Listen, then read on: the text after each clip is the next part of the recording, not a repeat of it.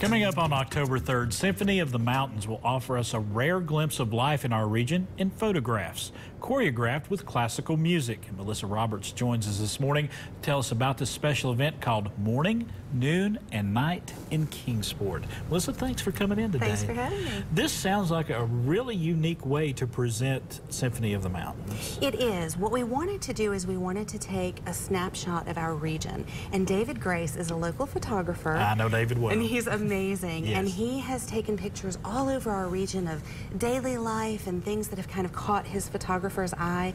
And so what we're going to do is we're going to choreograph that photographical essay with von Suppé's Morning, Noon, and Night in Vienna and kind of make it a Kingsport classic.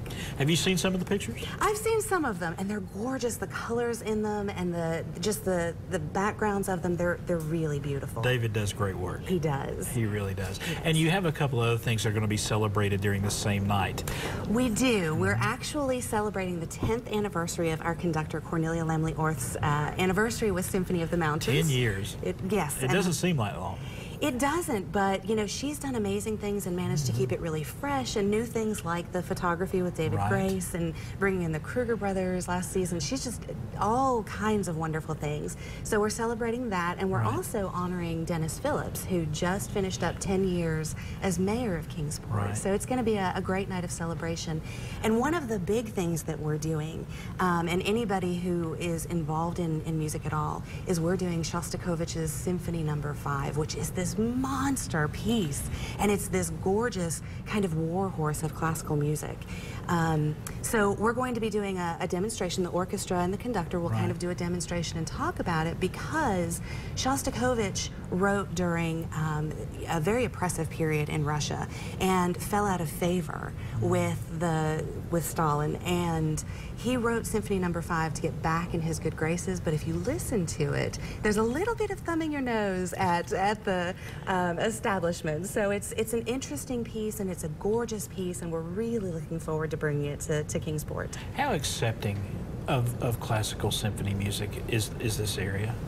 You know, I think that this area is accepting of it. Yes. I think that there's still this kind of misunderstanding that you have to wear a tuxedo and a ball gown, and you know, we just want people to come out and to hear this gorgeous music. This is a basis for music that you hear today. You can kind of hear some of the same riffs and some of the same portions of classical music in modern music today. So, you know, that's why we have a free student ticket program. We never charge students or children for admission to any of our concerts, because we want to create that next generation of music lovers, and we want them to come out and to feel the audience and the way that the audience kind of moves together and feels that rhythm.